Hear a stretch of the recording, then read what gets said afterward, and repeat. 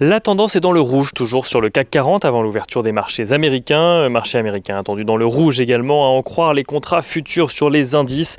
Pour rappel, hier à la clôture, le Dow Jones perdait 1,75% à 31 402 points. Le S&P 500 perdait lui 2,45% à 3 829 points, tandis que le Nasdaq Composite perdait 3,52% à 13 119 points. Et après l'enthousiasme en Europe hier, les craintes vis-à-vis de l'inflation et des rendements obligataires reviennent sur le devant de la scène de part et d'autre de l'Atlantique. Déjà haut hier, les rendements obligataires aux États-Unis ont touché un nouveau plus haut pendant la nuit. Le taux à 10 ans américain allant même chercher 1,6% hier soir, un niveau au-dessus des 1,5% qui était le seuil surveillé par de nombreux analystes, car il pourrait, selon eux, marquer le début d'un désengagement d'une partie des investisseurs sur les marchés actions. En ce début d'après-midi, le taux à 10 ans revient cependant aux alentours des 1,48% et celui à 30 ans redescend à 2,23% après avoir touché un pic à 2,34%. Les anticipations d'inflation restent toujours élevées de leur côté, même si l'on est un peu en dessous du pic à 2,24% de la semaine dernière.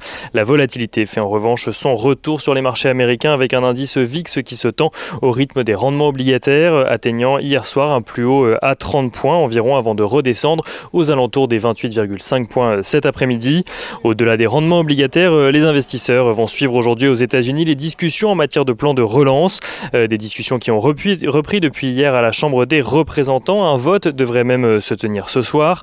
Un vote de réconciliation budgétaire qui permettrait aux démocrates de n'obtenir qu'une majorité simple dans chacune des deux chambres pour voir le plan adopté. Seule complication, selon le conseiller juridique du Sénat, l'augmentation du salaire minimum qui fait partie des mesures du plan de relance de Joe Biden ne pourrait-elle être adoptée à la majorité simple car la mesure n'est pas directement liée au budget. Du côté des valeurs à suivre à présent, à Wall Street cet après-midi, on notera que Boeing reste suivi de près alors que d'un côté, son modèle le 737 MAX a été réautorisé à voler, mais que de l'autre, un nouvel avion du modèle 777 a dû atterrir en urgence après un problème de moteur. Et on notera également que Salesforce annonce un bénéfice annuel par action inférieur aux attentes au dernier trimestre de son exercice décalé à 1,04 $ par action. Pour son prochain exercice, le groupe vise entre 3,39 et 3,41 $ par action.